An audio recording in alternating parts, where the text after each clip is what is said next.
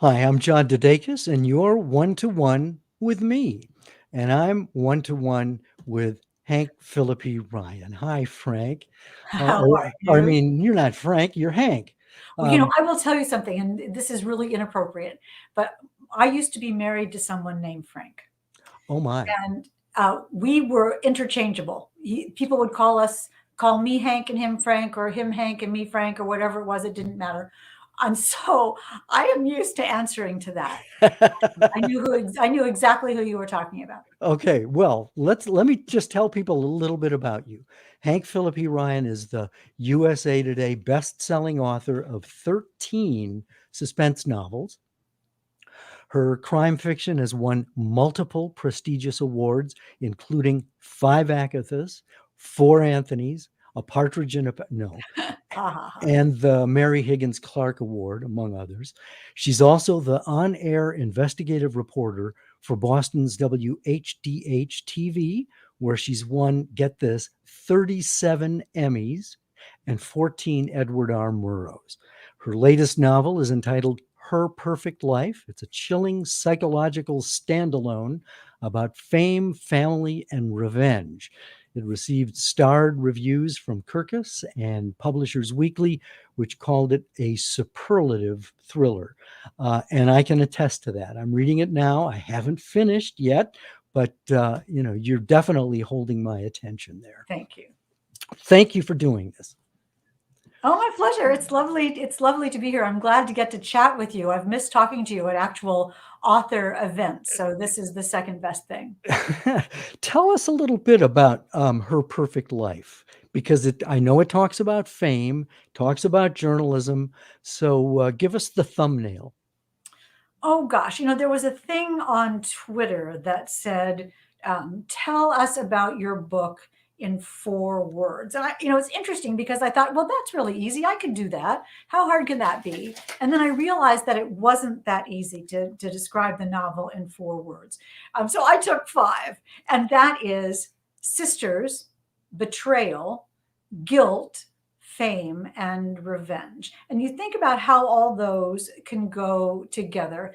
And it's about a reporter who was so perfect that her fans even have a hashtag for her, Perfect Lily. But Perfect Lily has a secret. And the thing is that Lily Atwood has fame, she has fortune, she has Emmys, but she also has this dark secret. And she's afraid that someone is going to tell the secret. So everyone knows who Lily is, and that may be her biggest problem because it may be that the spotlight is the most dangerous place of all, and that is her perfect life. So obviously, writers draw from personal experience, and you've definitely been in the public eye. You've won a lot of Emmys. How much of that is you? How much is fame part of your life? Well, it's interesting because fame is an interesting word. I'm recognized. I've been in Boston now for 40 years. So someone who you see on your television at home, wherever you watch TV, you know who I am. You would know who I am. So if I go to the grocery store in the before times, or the drugstore, or the dry cleaner, wherever it is, a restaurant, I'm aware that people know who I am. That's just a given. I don't know if that's fame, if it or so as much as it is familiarity, but it's at least a step closer. It's not a stranger. It's not a Mhm. stranger. And I help people. That's my job. I solve problems for people. That's my job. I look into the difficult things and hope to change the world a little bit. That's my job. And people are affected by that. Of course they are. So people come up to me on the street and say, "Oh, you're Hank. I love you." And a stranger. And that's wonderful. And I love that. But also there are the people, I mean, all those Emmys you were talking about, every one of those Emmys represents a secret that someone didn't want me to tell. Every one of those Emmys represents a revelation that someone was trying to keep quiet. And as a result, every one of those Emmys represents an enemy, right? There's someone who doesn't like me very much as a result of doing my job. So there's that. But I remember that golly, years ago when I started in television, my first job in television in Indianapolis, And I was at the laundromat. That's how glamorous it was. Right. You know this. And a person came up to me, and this is golly, this was 19, must have been 76, I want to say. And a woman came up to me and said, "You're Hank from television." And I said, "Yeah." And she said, "Oh, I have a good story for you. Let me tell you about this." And part of me thought, great. I always want to hear a good story. You tell me, I'm here to hear it. And part of me, frankly, thought, can you call my office? I'm doing my laundry Right. here. Do I have no privacy? But of course I said, sure. I have no idea what the story she was trying to tell me was, but whatever. Of course, that's my job as a reporter. It might have been Watergate. It might have been Iran-Contra. Who knows what somebody's going to tell me? So I got home to my apartment and I called my mom. And I said, Mom, I was whining. And I said, Mom, can you believe this? Somebody came up to me in the laundromat and she's trying to talk to me and tell me a story. And my mom paused and she said, "Listen, sweetheart, you chose the spotlight. Welcome to the spotlight. And I never want to hear you complain about that again." And right. And I have taken that to heart because that is part of the job, is this sort of this public element of it, that it's television. You're going to see me. So of course you're going to think you know me. On the other hand, fast forward to when I worked in Atlanta in the late 70s and early 80s, I was anchoring the news one Saturday night, the 11 o'clock news, and I drove home after midnight and, tired but happy my show was over, all good. And I turned down my little street in Atlanta, and the street is full of police cars, just blue lights and chaos, and clearly something bad has happened. And I will confess to you, because you're a fellow reporter, that I thought, oh, a story, something's Right. really happening here. I have happened onto a crime scene. I better get my notebook. So as I get closer to the scene, I realize it's my house. The police are at my house. So I park the car and leap out of the car and run up to the police officer and say, that's what happened. That's my house. And he says, "Yeah, I know." And I said, "I'm Hank from Channel 2. And he says, "Yeah, I know who you are." Ooh. And I said, "Well, what happened?" And he said, "Well, there was a person who broke into your house and we caught him. He's back there in the cruiser. It's all fine and it's all good and everything is safe." And I said, "Oh my golly." And he said, he told us he broke into your house because he knew you were live on television. And as a result, he knew you were not home. And that's how he felt safe doing that. And, the idea that someone knew where I was because of television, and as a result of that, knew where I wasn't. And that sort of idea for a story, for a novel, has been burbling around in my head ever since then. The vulnerability of a person who's on television, and the thing that got me so much about it, that perplexed me so much about it, and intrigued me so much about it, is that I thought, as I thought for Lily Atwood in Her Perfect Life, Lily chose the spotlight, but her 7-year-old daughter did not. Lily knows how to deal with the spotlight, but her 7-year-old daughter does not. And how vulnerable does that make little Rowan, because her mother is a bigger TV star than I could ever be? That was the thing that intrigued me so much about that spotlight. When people think, "Ooh, wouldn't it be fun to have the spotlight on you?" And I think, not always, not always. So there is the title, or the cover of the book. Did you have a say in the cover? Well, my publisher Forge is marvelous. Every person who works in that publishing company is marvelous. And there is an artist named Katie Klimowitz in the art department, who is a genius. And my lovely editor, and I told Katie, I said I wanted mysterious, enigmatic. You're not quite sure what she's thinking. I also said I wanted the cover to be like a jewel, like something that was just irresistible to pick up. I know you put the cover on the pictures and you can't feel the texture of the cover, which is just this suede-like finish. And I really think this looks like Girl with the Pearl Earring, doesn't it? Yeah, it does. And it gives you that sense of sort of this portrait and an enigma, and some questions that need to be answered and decisions that need to be made. So I absolutely love it. And I love B.A. Paris's, one of my favorite authors, quote on the bottom of it. And I love her red lips, and I love my red name, and I love USA Today bestselling author, and the lighting on her face. So I could go on about this, Sure. but yes. And I'll Now, tell you that it wasn't the first cover. I mean, this is Katie is a genius. And when we described what we wanted, whoop, there it was. now it's a standalone. You normally write series. So how does a standalone different from a series in terms of you being the writer? They're wonderfully different. And I think it's almost, if anything in writing is easy, it's almost easy to tell what kind of a story is a standalone story and what kind of a story is a series. I've written two series. That first, the Charlotte McNally series, starting with Prime Time, which won the Agatha for Best First Novel. It's still in print. I still love Prime Time. And that had 4 books. Then the Jane Ryland and Jake Brogan series, starting with The Other Woman, and that's the one that won the Mary Higgins Clark Award. And that has 5 books and more to come. And in a series, of course, it's great because you know who your main character or characters are. You know their milieu, you know their setting, you know who they are and what they do and what they want. And my main characters in both the Charlotte McNally mysteries and the Jane Ryland mysteries are both reporters. Different stories, different kinds of people altogether. Charlotte McNally is 46 and Jane Ryland is 33, so it's completely different. And this tone is different, and one is first person and one is third person. Very different. But in a series, as I said, you know the characters, you know the setting, you know their job.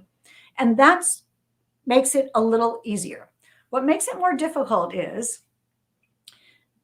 the stakes in a series cannot be the mortality of the main character, because Jane Ryland is not going to die, because she's got to come back for book 6. So my readers know that no matter what happens to poor Jane, no matter what terrible things befall her and Jake Brogan, the detective, neither of those characters is going to die. So my job as a series writer, is to make you care so much about the other people in the story and what happens to them that you don't need to think that Jane and Jake and Charlie are going to die, because you know they're not. So there's a whole building block of suspense that gets taken out of a series because, as I said, you know the character will live. But in a standalone, I've written now Trust Me, Her Perfect Life, The First to Lie, and The Murder List. 4 standalones. And in a standalone, the power of the standalone, the rhythm of a standalone is so different because it's one time only. This is the biggest thing that has ever happened in this main character's life. You will never hear from them again. You're going to hear the entire story, and it's major. But anyone could be good and anyone could be bad. Anyone could be telling the truth and Right. anyone could be lying. Anybody could start out to be good and turn out to be bad. Anybody can be guilty, even the main character, and anyone can die. Anyone can die. And the power of knowing that the reader's expectation in a standalone is like, okay, I'll go with you anywhere because I have no idea what's going to happen. There's no template for a reader in a standalone. And so the power of a standalone for a writer is so great because I can do anything. I can pull the rug out from under you. I can surprise you.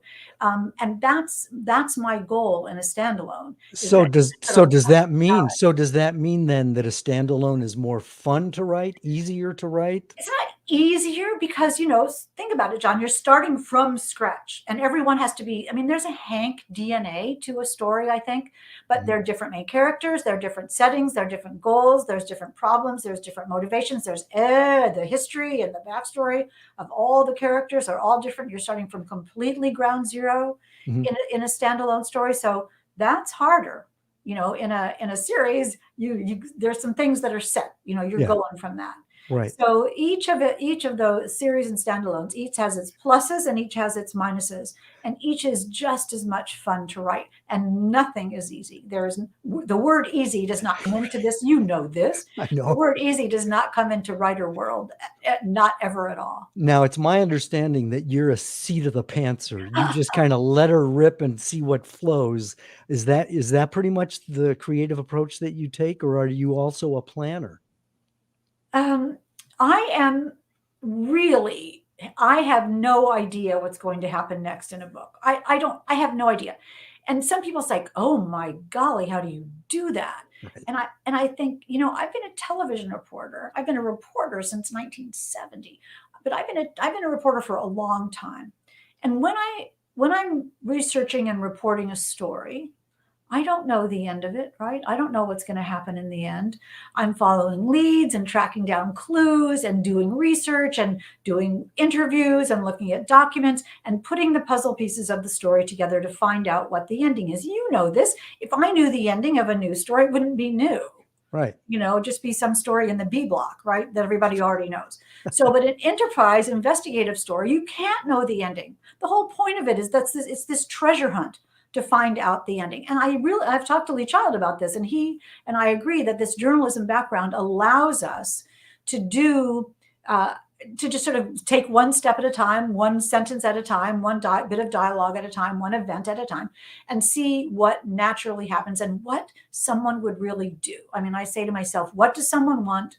And how far will they go to get it? And then I just see what happens. One of the things I've heard, though, from people who are seat of the pantsers is that one of their frustrations is that they're tapping into their subconscious and they're writing and writing and writing, but it sometimes feels like they're spinning their wheels. It's like something's got to happen.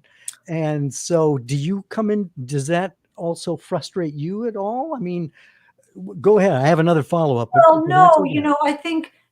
I think your point is exactly right. I'm aware every moment. I mean, there's not a day that goes by that I don't say, advance the story, advance the story, advance the story. So I say to myself, is what I'm writing now a tangent or is it advancing the story? So I could write plenty of stuff around the edges, but I just don't do that. I just don't write that. Now that's not to say that, I just turned in my 14th manuscript like a week ago. Mhm. And it could be, in the end, it's going to be about 99,000 words long ish. Whoa. But the manuscript I turned in is 120,000 words. So that means 20,000 words have to go. 20,000 words have to go. I couldn't be happier about that. I'm like, yeah, let's get rid of those, because when I do those edits, I will see the story that I meant to write. And I carve away what But doesn't. isn't all that supposed to happen before you turn it in? I don't think there's a supposed. I just Okay. don't think there's a supposed, because first of all, my editor would probably say there's a supposed. Yeah. Probably said, but they're used to it now after all these years that my books are going to come in long, Uh-huh. and then my editor will say, "Why don't you take out all those scenes that are in somebody's office?" Sure. And I say, oh yeah, okay. See, I love the procedure part. I love, legal procedure and law enforcement procedure and all that investigative stuff, because that's what I do. But, I would start at the beginning and go through the whole thing when Right. my editor wants me to start with, look what I found. Exactly. Get to the point. Yeah. Yeah. One of the things that you do that's really good is that you write descriptions so clearly. I mean, the scenes really pop and they're so vivid. And one of the things that was the hardest for me, and both of us have broadcast journalism backgrounds, so we're writing for the ear. It's Mhm. good. It's easy, at least for me, to do dialogue. And I would imagine dialogue comes easily for you as well. But obviously, when you're doing a television report, time is really tight. You don't get 120,000 words. You get about, I don't know, 200 maybe, if that. Yeah. And they don't even think of it in terms of numbers of words. They think of it in terms of minutes and seconds. And I mean, I can remember an argument I had with an assignment editor over 5 seconds, a screaming argument. Yep. Yep. And so the hardest thing for me was the descriptions, that sprinkling in the fairy dust. How did you go about making that transition from writing for the ear, broadcast journalism, and writing for the eye? Well, and I wonder if this will resonate with you. And your 5-second argument is so great. I cannot tell you how many times I have said to my editor or producer, if you just give me those 15 seconds, this story is going to be so much better. It's going to be so much bigger and so much more understandable and so much richer and so much more evocative. I need 15 seconds. But 15 seconds is in television, you all know this, is a whole element of a story. Yeah. It's just a whole element of a story, and you can't have all the elements you want. So anyway, you're asking about description, and here's how I think I do it. I think about my books as a movie or as an audiobook. And in an audiobook, when a reader is when a reader is reading an audiobook, they're picturing the scene. They're picturing it. You have to, because otherwise, what is it that's going on? In a book, you're looking at the word. So it's, you look at the word, couch, and you can make whatever couch you want. But when you're hearing it, your mind is black on the inside. It's blank. So what I try to do is make a movie out of what I'm writing. If this were a movie, how would they show that? What would be there, and where would the people be, and what would their attitude be, and what would they be holding or wearing? Or, it's all about clothes and glasses and setting and background and furniture and all those. And I try to make the movie of the book as I'm writing it. I'm writing it to video. So have you done any screenplay adaptations? Has there been any interest from Hollywood? In a million years, I would not know how to make a screenplay adaptation. I'm sure that there's a million people who know how to do that, but it's not me. That is not me. And I write my books to be books, but I want, when people say to me, oh, I love your book, I could just see it. Yeah. That's what I want to hear. I think, okay, good. You could just see it. That's what I'm going for. Well, has Brad Pitt said the same thing to you? Has Hollywood said the same thing to you? No. Well, we're waiting for that. And if do you know anybody? I mean, I'd be happy to talk to someone. Well, I do, but we'll talk later. So I do think that some of my books would be fantastic movies, mostly maybe television, and some of them wouldn't. Well, a series there. I mean, you could really go in depth with a series. Sure. Oh yeah. The Charlie McNally books would be hilarious. The Jane Ryland books would be superly good. The standalones would be wonderful, except, there's one of them that could not work. And I can't tell you what it is, and I can't tell you why, but it wouldn't work. And I know that, but I wrote it to be a book. Okay. I want to do something, and this will show you what a low budget operation I run here, Hank, because I'm the TD, I'm the font operator, I'm the camera operator, but you did a TED Talk once, and it talked about your early career. I mean, the title of the talk was something like "I read the last page first," or something like that. It was a very engaging TED Talk, but I want to give people just a brief sense of how that TED Talk went, because it talks about how you got into journalism in the first place. So okay, this will be interesting. Yeah, it should be real interesting. Hold on just a second. I'm gonna pull it up and make it happen. Hold on just a second. We're gonna oh, that's where I need to go. And we're going to roll the videotape in just a minute. See, if I paid someone to do this, it would have happened already. Hold on. I'm going to share the screen and roll the videotape. Finally, he says, when you were a little girl, did you hand out mimeograph newspapers door to door in your neighborhood? No. I had nothing. So finally he says, you seem like a very nice young woman, and I know I could teach you to be a reporter, but I really don't have time. He says, finally, can you tell me one good reason why I should hire you? Okay, I can confess that question I had planned for. Yes, I said, I can give you a good reason.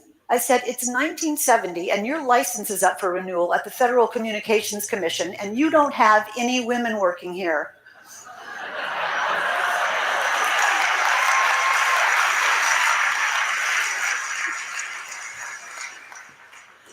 And then I just smiled. And the next day I had my first job in broadcasting. So that's been a long career that you've had and still have. Have you enjoyed journalism? I mean, it's changed so much. How would you compare the state of journalism today versus the way it was when you and I basically got started almost the same year? I got started in 69. You got started in 70. Oh, look at the time. Look at the time. So it was really funny to just going back to hear that story again. You know, that was a radio station in Indianapolis in 1970. And I had worked in politics for several years before that. And sadly, not one of the candidates I ever worked for actually won. And right, that's a problem. So it was sort of the universe suggesting to me to find another career.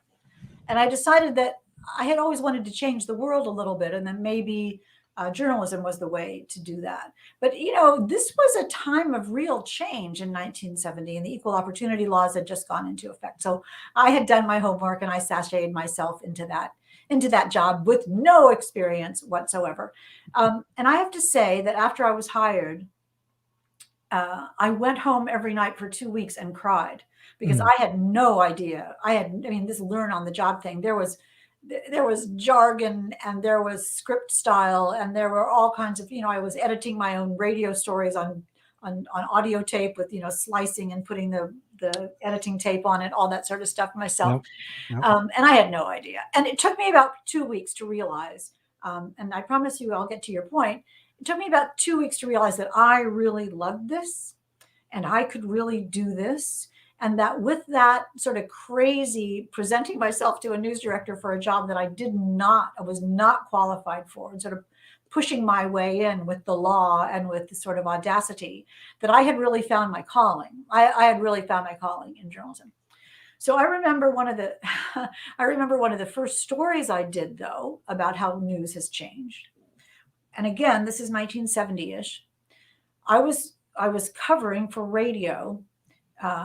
There had been an armed robbery at a store, a little tiny store where the guy sold electric trains. That's all I remember this. All he sold was electric trains. And the poor guy, I walk in and the poor guy is just miserable. And I said to him, with my little tape recorder, I said to him, how did you feel when the burglar pointed that gun in your face? Mm-hmm. And later that day, my news director came into my little office and he says, what did you ask that guy? And I said, about what? And he said, how did he feel when the guy pointed the gun in his face? And I said, yeah, I mean, that's the interesting part. How does that feel? And my news director said, that's not a reporter question. Oh, we don't ask those kinds of questions. We asked who, what, when, where, why. We just ask the facts. And I remember thinking, well, that's not that interesting. The police officer can tell us what happened, but here's a person who had an experience. I think we ought to know what that was. Now, of course, that's the cliche question of the day. People make fun of that. How do you feel? Well, how do you think I feel? But the point is, real TV news is about experiences that happen to real people, how it affects their life and how it affects the bigger picture of the world. And I was lucky enough to be in television from, 1975 in television till now. I'm still in TV. In the 80s and 90s, now I feel like an old person. In the back in the old days, Right. my stories were 11 minutes long. Yeah. And fully formed and big and rich investigative stories. Now they're shorter. They're 3. If it's 3 minutes, I'm really lucky. So think about how, the metabolism of news, the metabolism of news watching, that you can, back in the day when I started, you had to get up to change the channel. Yeah, right. Right? Okay. And that is, that's pretty strange to even think about. Now you just click, click, click, click, click. And that means nothing can really last too long, Right. because people will get bored, Right. Now that's helped me from the standpoint of writing, because I know how to tell a story that won't encourage you to change the channel. Right. And now I know how to write a novel that'll keep you turning the pages and just read one more chapter. It's that same rhythm, tell me more, tell me more. Ooh, I can't wait to see what happens. That's a story. That's a new story. And that's a novel. But the one thing that I wondered about writing a novel, my first novel, I was sitting right here thinking, okay, here I go. Mhm. Can I do this? And I wondered if, after it was 30 years at that time of being a television reporter, I wondered whether I could make stuff up. I wondered if I could make stuff up, because for all those years as a reporter, I would never have made it. I would never have made anything up. Of course, I'm not going to make It's a something. firing offense. Well, you would, golly, how do we even talk about this, John? Not only is it a firing offense, but an honorable reporter would just never think of it. I mean, you might wish that someone had given you a soundbite that was in better English or shorter or more dramatic or with the, the power word at the end, but that's not how they said it. And that's not how it was. You might wish that there were 1,000 things instead of 10 things, whatever, but there are 10 things. And that's what the story is, because the fun is the goal. The key is to tell the true story. That's the interesting thing. So the idea that someone would think that an honorable, good reporter, a journalist, not a commentator, and that's a whole nother deal. Whole nother thing. But a journalist who's working on a story, the idea that somebody would make something up is insane, forgive me. And also, this is journalism is an extremely competitive business. So if I put something in my story that was wrong, let alone made up, you as my competitor would just hop on that and say, look at that, that's wrong. So we are being judged every minute of every day, not only by the public and not only by the people, the stakeholders who know what the story is about, but by our competitors who would like nothing more than to have us be wrong, have made a mistake. What do you think is the biggest misconception that people have about journalism and journalists?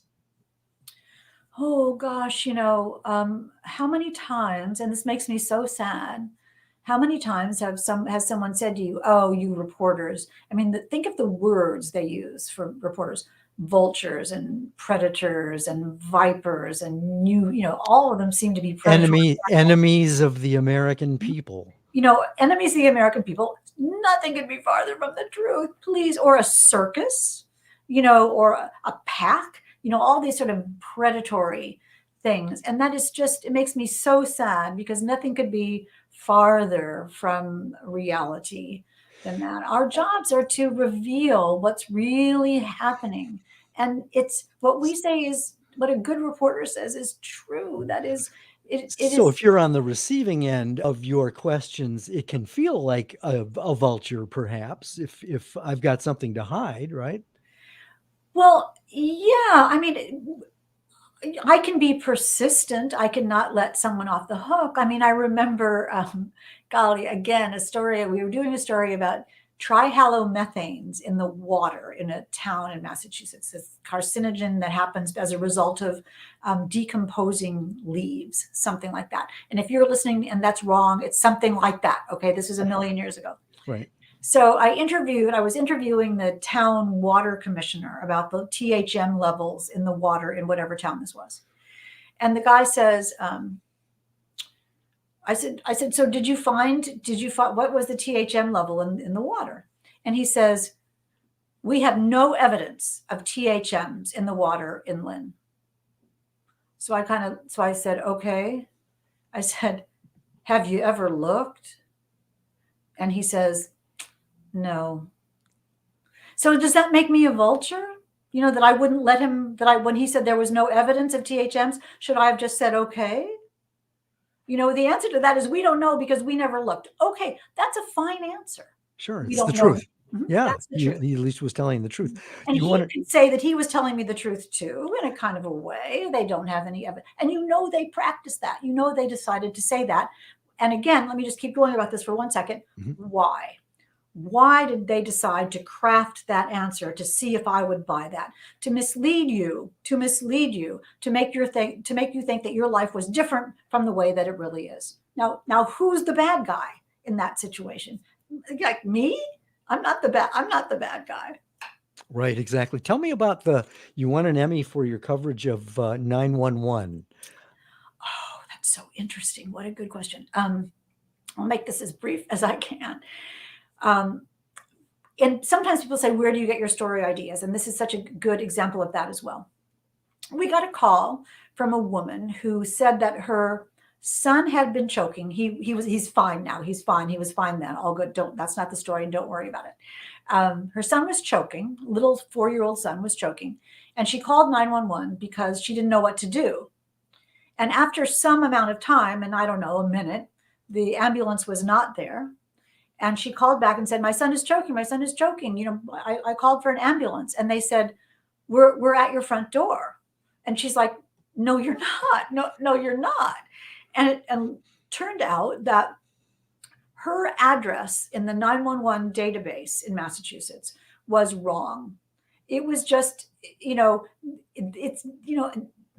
911 emergency response database in Massachusetts is not GPS. Those numbers in 911 aren't GPS. They're just data entry. Mhm. So it's an address or a phone that somebody puts into this is data entry, that somebody puts into the computer Right. from somewhere.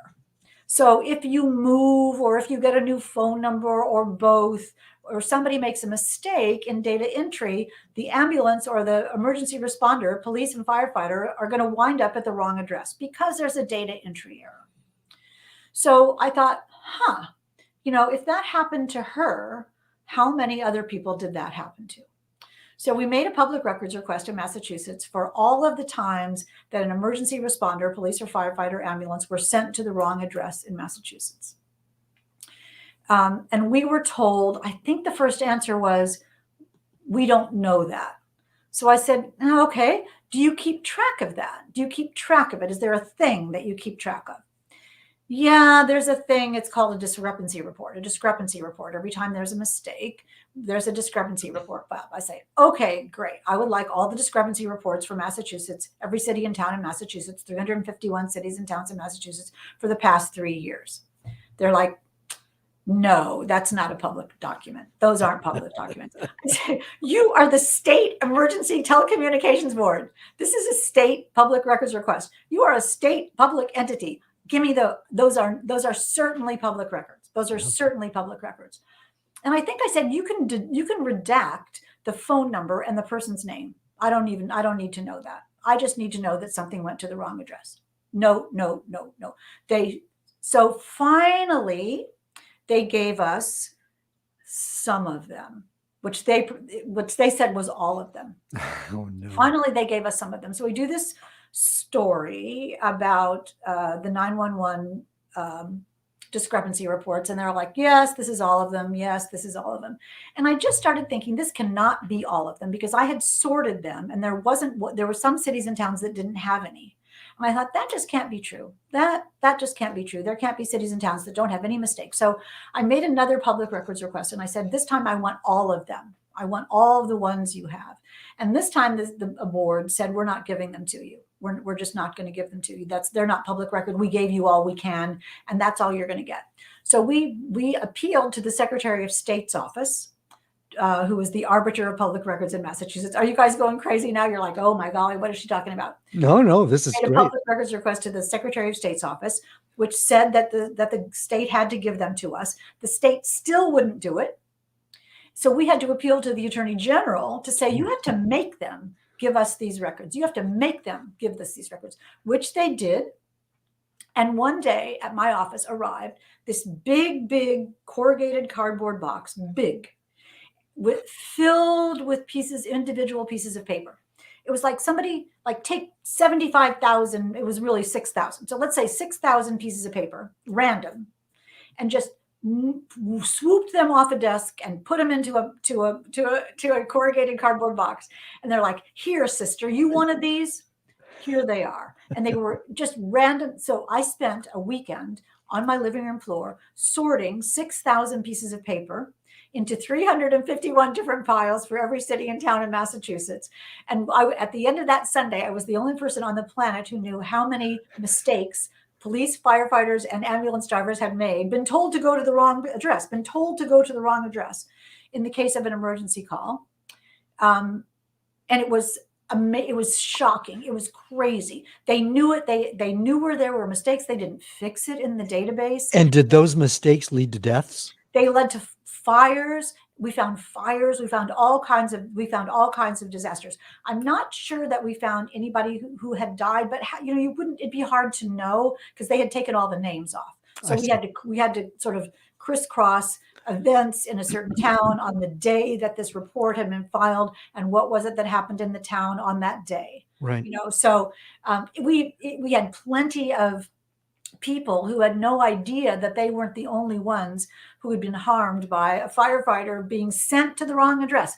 It's not the firefighter's fault. It's not the ambulance driver's fault. It's not the police officer's fault. In any way, they were sent to the wrong address by a bad database. And they weren't. And when they found out that there was an error, nobody was doing anything about it. So what was the result of your They piece? fired the head of the state emergency telecommunications board. They have a whole system, a different system now of keeping track of discrepancies in the 911 system. Technology is very different now. And I'm sure the way they do it now, in 20, whatever year this is, 2022, is different from how it was whenever it was in the 90s. But it changed the entire system of 911 in Massachusetts. And, and that started from one person who had one experience. So when I talk about how real news is one person's experience that a reporter decides it can't just have happened to that person. And why did this happen? And why do I care? And how can we make this better? And that was the 911 story. That's a great story. Yeah. What obviously because of your career, have you thought about writing a memoir? I can't remember anything. People ask me that, interestingly. And I think, my books are sort of my memoirs. My books are definitely not my news stories turned into fiction. There's no book about a 911 call like that, a discrepancy report. Although now thinking about it, it's not. It seems a little coincidental, though. Oh, she was wrong. That's a coincidence. It was wrong in the database. So I don't think that would work. That's an interesting conversation for someday. I wish I remembered more, but my stories live in my memory. They live in those EMMYs. They live in conversations like this, which I am always thrilled to have. But that's not next. My book that's now 20,000 words too long, that's next. Yeah, that was my next question. What is next? I'm working on my 14th novel of suspense now. It's another standalone. I'm completely thrilled about it. It's about a woman, a loving wife, who is suddenly and unceremoniously dumped by her rich and powerful husband. That never happens. No. And she's devastated and upset, and she's about to lose everything. And she can't figure out what's happening. And then the FBI comes to the door. And then she makes a new friend. And that is what the book is about. So we'll see. Sort of money changes everything. That's what friends are for. So does that mean once you turn your manuscript in, do you start already beginning another novel after that? Do you need to have a major project? I need to have. I have a contract for another one, so it's interesting. I sort of know where I am in my book metabolism when the muse, forgive me, is sort of tapping me on the shoulder saying, you better think of what your next book is. You better think of it. You better think of it. When are you going to think of it? You haven't thought of it, have you? Ha, you haven't thought of it. You better think of it because you got to think of it.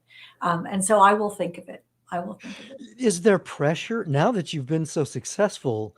Is there, I mean, I've heard from authors whose first novel was, wonderful, the tremendous pressure to equal or surpass, their one-hit wonder.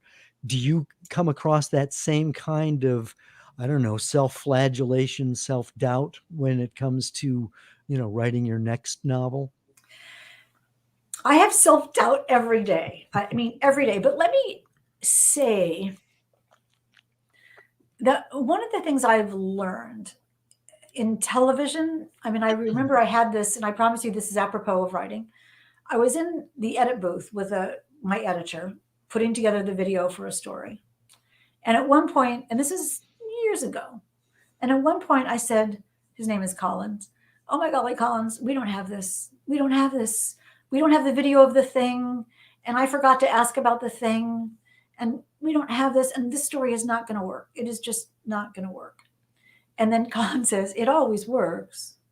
And I thought, yeah, it does always work. And that moment of panic when you think, I forgot to ask why you took the money, that moment of panic is always followed by the realization of how everything actually is perfect and will work. And so I said to Collins, you know what? We've got to learn to embrace the panic, because Ooh, right? That's a great phrase. Yeah, because when the panic comes, Yeah. we know from experience, if we just let ourselves remember, that next comes the solution. So it is just one of those signposts on the way is, uh-oh, you're going to be worried. And soon after being worried, you'll be fine. So yay, I'm worried. That means I'm taking one step closer to knowing the answer. So that then means you don't ever have writer's block. No, knock on wood, I don't have writer's block, because that's just fear. Yeah, it is. That's just letting your That's the brain panic. That's seize the up. panic. Yeah. Yeah, that's the panic. You just that's when you let your brain seize up, and it's stopping you. Like, I don't do that. I just say, what would really happen? What would Yeah. someone really do? What would somebody really want? What would somebody really say? I sort of I'd make a movie in my mind of the book, and I see what somebody would really want, or what somebody would really do, or how they would react. I'm not trying to say, and please understand that there is never an easy day. As I think I've said, there's never an easy day. Right. Many days I'm sitting at this very desk going, no. The hell with it. Well, just sort of no, no. Nothing seems right. Yeah. And I just think that's okay. Just sit here and just keep going. And then, 10 minutes later, I'm like, oh yeah, and then this, and then this, and then this, and I'm typing as fast as I possibly can. There are days that I'm typing so fast. There have been days where that little thing comes up on Word, not that stupid paperclip, but a later version, which says, there are so many spelling and grammar errors in this document that Word can no longer correct them. And that's when I know that the words are just coming out. So you've been doing this for so long. Can you remember, because basically I want you to speak to the wannabe writer. Go back to your younger self, your pre-published self. What do you wish you knew then that you know now? Well, first of all, my pre-published self was a person who was 54 years old. No kidding. Wow. Yeah, I started writing when I was 55. So my pre-published person was so naive and so ridiculously optimistic. I mean, honestly, when I had my first idea for a book, I said to my husband, I've got this great idea. I'm going to write a book. And Jonathan says, great, honey. Do you know how to write a book? And I'm like, how hard can it be? I've read a million of them. I've read a million books. Honestly, and Jonathan and I laugh about that all the time, because how stupid was that? I soon learned how hard it could be. And it's harder every time.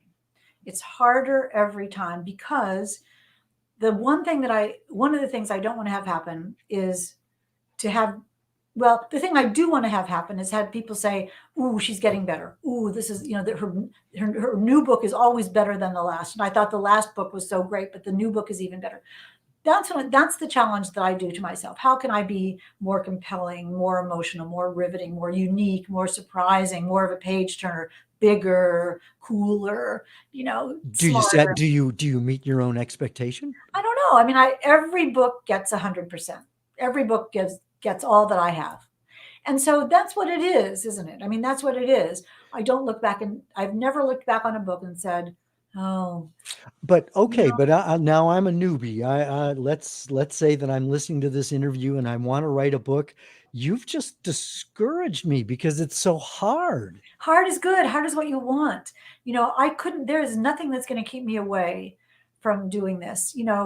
Hard, if it were easy, and yeah, I will give it some tough love. If it were easy, everybody would do it, because that'd be fun, wouldn't it? To have a book, just bang that puppy out, and then it gets published and sold, and you're on the New York Times list, and that's great. Yeah, right. It's really hard to do, but there is nothing you could say to anyone who really wants to do it that could deter them from it.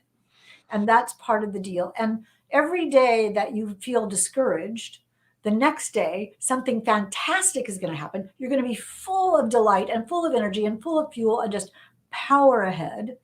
And one of the things about writing a book that I think is the thing that sometimes people get discouraged by, is that it's a big thing to write a book. It's 100,000 words ish or so, if you're me. And you can't think of it that way. You just think of it the next page, even the next paragraph. Sometimes I'll just say, I have no idea, but I'll write one more paragraph and then I'll get up. Wow. One more paragraph and then I'll get up. And my other thing that I can say that I can encourage you to do, let's see if I have it here. I'm looking on my desk to see if it is here or if it is across the room, I don't think I can reach it. I have a chart, a really silly chart, which is a legal pad with lines drawn through it with pencil, that I say I have to write 1,000 words a day. And I fill in how many words I write a day. And when I write my 1,000 words, I'm so happy. What percentage of the time do you make the goal? Well, here's my secret. My real goal is 540 words a day. So I tell myself, if I write 540 words a day, I win. And the key of this is, that's about a page and a half. Mm-hmm. And anybody can do that. Yeah. 2 pages, a little bit more than 2 pages. Anybody can write 2 pages. And when I write my 2 pages, I think, I did it. I did my 2 pages. And I allow myself to succeed. Got it. Instead of saying, oh my golly, I have to write a whole book, I think I have to write 2 pages. I can do that. And because I have a deadline for the book, I know exactly how long it is until my deadline, because I have my words per day chart. I know that it's mathematically doable. I don't have to worry about writing 5,000 words today, because if I write 540 to 1,000 words a day, I'll be done in time for a month before my deadline, so I can edit. How many hours a day do you spend writing? It depends. It just depends. Sometimes 6, sometimes 1. Sometimes 15 minutes. I mean, I'll say to my husband at night, we'll be going up to bed at like midnight, and I'll say, I'm just going to say goodnight to my book. And I open the manuscript and I just look over it, and I always make a little bit of change just to stay connected with the world of the book. I would think, though, that it's really difficult to balance writing with marketing, because a lot of people don't tell you when you start writing a book that marketing is a big part of the process. How do you balance all that? Really badly. I'm horrible. I'm the worst. I'm terrible. Finally, the problem with it is, and the good news, we can reach everyone. I know people. I feel like I really know people that I would never have known without Instagram. Find me on Instagram at Hank P. Ryan, and on Facebook at Hank Phillippi Ryan author, on Twitter at Hank P. Ryan, and I'm there, and so it's wonderful, and I love that. BookBub, very big on BookBub. But you're typing when you're on Facebook, right? You're typing when you're on Twitter, and it really feels like you're working, but you're not doing any words. Your book is not getting any bigger, Exactly. But it feels like you're working. So, and you are working in a sense, because promotion and publicity is part of your job. So what I've sort of learned to do is I protect my writing time. So let's say my writing time is from, say, 1 to 5 or 2 to 6. 2 to 6. It can be different every day. So I have a calendar. Let's see, where is that? It's again too far away. A calendar looks like this. Show you a page that won't matter.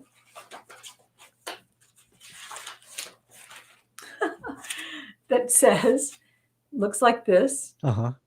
Can you see? Yeah, that if you tilt it a little like that, that's good. And so you'll Put it back up there just to give us a I'm sense just of it. okay. again. I'm just Okay. going to find one that says. Hold on a second. And then when you do, tilt it toward the light. This is so fun to look at my calendar. It's a little Proustian thing. Well, I can't find one. Generally on them, I'll say. Generally, it'll say. There you go.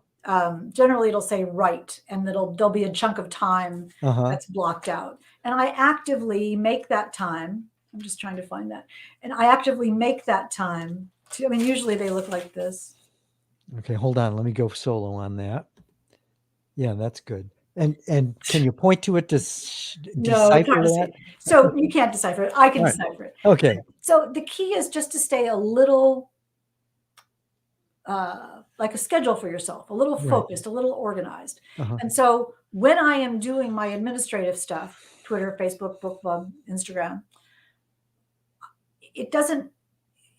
I'm doing it. I'm focused on it. I'm in that. I'm not in my book. And I'm not even thinking I should be writing my book, because I know from my schedule that I should not be writing my book. I know from my schedule that I should be doing this. And then when that social media time is over, it's over. Then I'm not doing it anymore. And then I'm working on my book. And I even set a timer. I have a timer that says, I set the timer for 34 minutes. Mm-hmm. And I promise myself that I will not look at email. I will not look at social media. I will not do anything for 34 minutes. And when that 34 minutes is up, then I'm allowed to go get a Diet Coke or whatever it is. And rarely do I get up. I say, I'll just reset the timer for another 34 minutes. But that 34 minutes is sacrosanct time that I have promised myself, because I'm a professional and this is my job, right, that I'm not going to do anything else but my book. And that works for me. People do it their own way. We all have our own way, how much back patting we need and how many gold stars we need and how much we need to trick ourselves into doing it. And that's fine. You just figure out your way. What advice, what's probably the most salient piece of advice that you can give to a wannabe writer? You just have to do it. Nobody cares if you don't write your book except for you.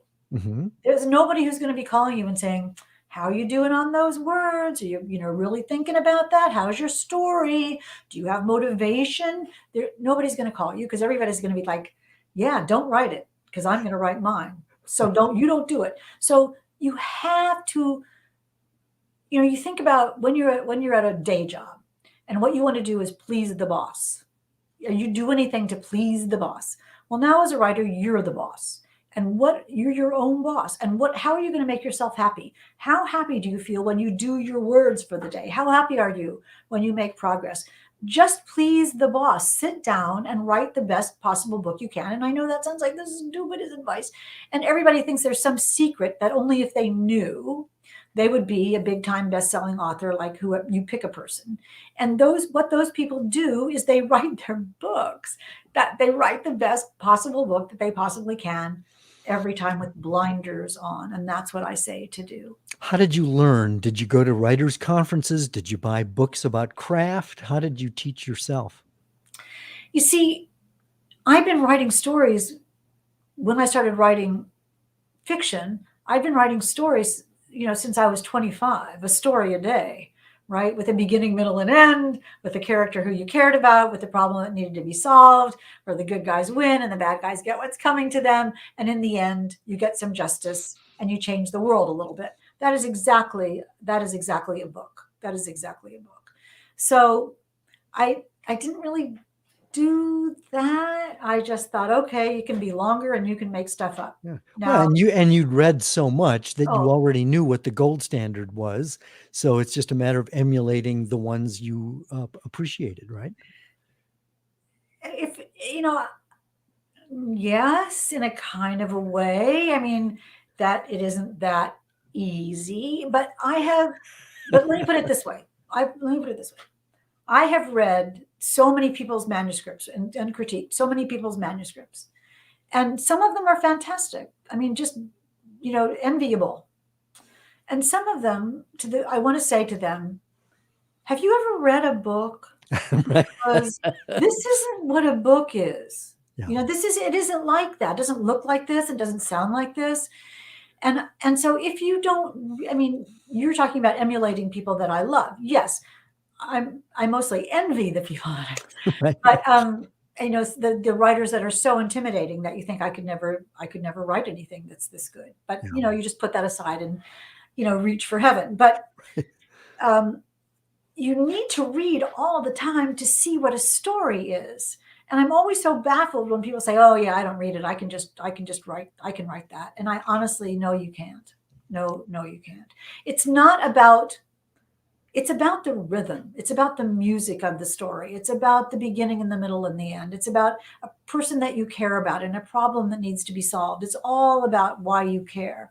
Um, it isn't your flight of fancy of how you can just bang this out because you're so unique and so different. No, there's a way to write commercial fiction. And there are boundaries of it. I mean, think of Anthony Horowitz. He's a genius. And Janice Hallett, a genius, and Richard Osman, genius.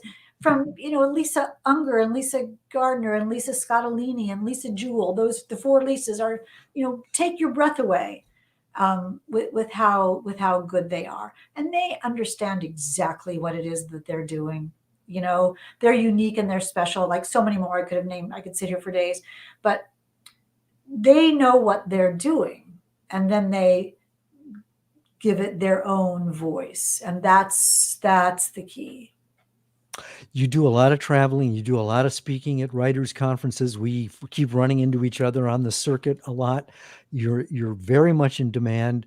Has that changed with COVID? Are you still able to get out there a lot? Does that get in the way of writing? Do you write when you're on the road? I haven't budged from this room since March 12th, 2020. No, not a chance, brother.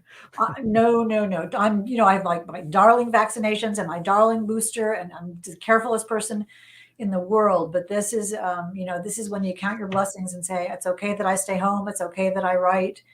I'll tell you very quickly, and then I know we're almost finished, is that on March 13th, 2020, actually, I was in West Palm Beach at a big writing thing where my book, The Murder List, was on, hundreds of people. And now I think, oh my golly, hundreds of people. Oh my gosh. And I remember it was this big, big event, hundreds of people. And I was speaking and I thought, get me out of here, get me out of here. And I remember the moment that the woman who was the lovely MC of this says, and now Hank Phillippi Ryan. And I walk up to the podium and she hands me the microphone. And I'm like, I don't want your microphone. Right. I don't think I want that, because we didn't know anything. So I gave my speech and I hightailed it to the airport after that. And I went home and I opened my, I've always written on planes. That was my favorite place to write. I've finished many a book on JetBlue. I mean, I cannot write without JetBlue. I've got to tell you. It's just, anyway, I'll go on about that. But I opened my manuscript and I thought, oh, I can't do this. I can't do this. And I had this discussion with myself for over a couple of days I'm thinking, why am I writing a novel of suspense? I should be watching the news. I should be doing something. I should be buying light bulbs or something in case there are no light bulbs. What? I got to do something. And at one moment, and I was sitting right here on this very desk, I thought, wait a minute. I decided to be a fiction writer, a novelist with intent and with some agency because I love telling stories and because people love reading stories. And if this isn't the time to be a storyteller, when is it a time to be a storyteller? And the sentence crossed my mind, it's always safe inside a book. It's always safe inside a book. And I thought, okay, I'm back. And I love I was writing Her Perfect Life at that time. And Her Perfect Life is just infused with the joy of storytelling and how much I made that active decision again to be a novelist. And I embrace that fully. And it shows. I mean, it's you just are so enthusiastic about the process, about your life, about the storytelling. We could go on, and I hope we get a chance to talk when your next book comes out. People can contact you through your website, hankphillippiryan.com. I'm John DeDakis, and you can contact me through my website, johndedakis.com. But Hank, this has been so much fun. Thank you for doing this, and good luck with. Let's hope this COVID thing gets over with so we can get out and see each other in person. Thank you so much. I agree with you fully. Thank you for inviting me, and stay safe. Okay, take care, Hank. There we I go. love that.